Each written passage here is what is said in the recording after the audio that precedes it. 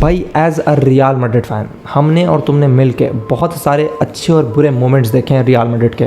चाहे वो तुम यूसीएल का 3 ले लो, चाहे वो ला डेसिमा ले लो चैंपियंस लीग वाला, चाहे हारना देख लो एल क्लासिको में हमारा, रोनाल्डो का रियल मैड्रिड छोड़ना देख लो, एंड मरियानो डियाज का नंबर 7 पहनना हमने देखा है, वो भी हमने सब्र किया। Luka Modric, Toni Kroos, Sergio Ramos, इनको बूढ़े होते हुए देखा है, इनको हमारी टीम में छोड़ते हुए देखा है। लेकिन जो चीज़ इस वक्त रियल मैड्रिड के ड्रेसिंग रूम में इस पॉइंट पे हो रही ना, this is not acceptable at all मेरे दोस्तों। इस पॉइंट पे मुझे ये चीज़ रियलाइज़ हो रही है कि जाबी अलोंसो कितना सही इंसान था भाई, और वो जो चीज़ बोल के गया था that was pin point correct. एकदम एक चिंदी भी गलत बात उसने नहीं बोली थी। जो वो बोल के गया था about players, about the staff, about the ownership, everything is correct मेरे दोस्तों, और वो सारी चीज़ रियल हो रही हैं। विनीसियस, एम्बापे, बेलिंगम, ये अपने आप को रोनाल्डो समझते हैं, ये पता नहीं कौन से ईगो की दुनिया में रहते हैं, थर्ड डायमेंशन में रहते हैं, ये अपने आप को पता नहीं कौन से लेवल का प्लेयर समझते हैं। एक तो हमारा कोच 1 नंबर का चूतिया, उसको कुछ भी नहीं आता भाई, वो सिर्फ चाटता है प्लेयर्स की, खास करके विनीसियस की। एक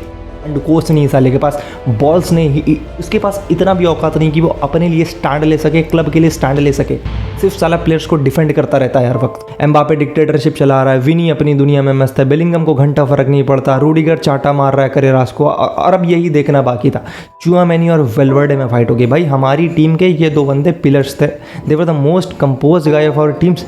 कुछ भी हो जाए इनको कोई घंटा फर्क नहीं पड़ता था, इतने भी इंटेंस मोमेंट्स हो जाए फील्ड पे, कुछ भी हो जाए, लेकिन चुआमेनी और Valverde were the most composed guy of this team. मतलब ये बंदे हमेशा कूल हेड रहते थे। खास करके चुआमेनी को तो मैंने कभी गुस्से में देखा ही नहीं। और अब रिपोर्ट्स आ रही कि चुआमेनी और फेडरिको वेलवर्डे में इतनी ब्रूटल फाइट हो गई थी, फिजिकल फाइट। पहले दिन उनके में कुछ लड़ाई वड़ाई हुई, वो भी फिजिकल थी, तो टीम प्लेयर्स ने उनको अलग करवाया, फिर चलो वो बात ख़त्म हो गई।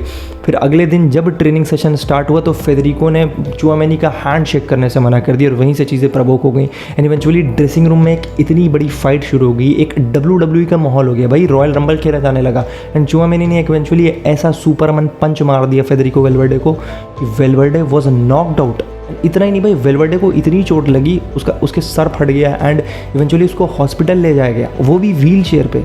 मतलब I can't believe this shit भाई, जो चीज़ इस वक्त इस क्लब के साथ हो रही है ना। एक वक्त पे इस क्लब में ऐसे प्लेयर्स खेलते थे, Cristiano Ronaldo, Sergio Ramos, Karim Benzema, Pepe, जो अपने टीममेट्स के लिए सामने वाले का सर फोड़ दे भाई, और यहाँ प्लेयर्स साले आपस में लड़के एक दूसरे को फोड़ रहे हैं। My question is from Tchouameni and Valverde भाई, अगर तुम लोगों को एग्रेशन दिखानी है तो भाई देयर इज फील्ड, जाओ अपोजिशन के प्लेयर्स को तोड़ो, जितना मन करे मारो फील्ड पे।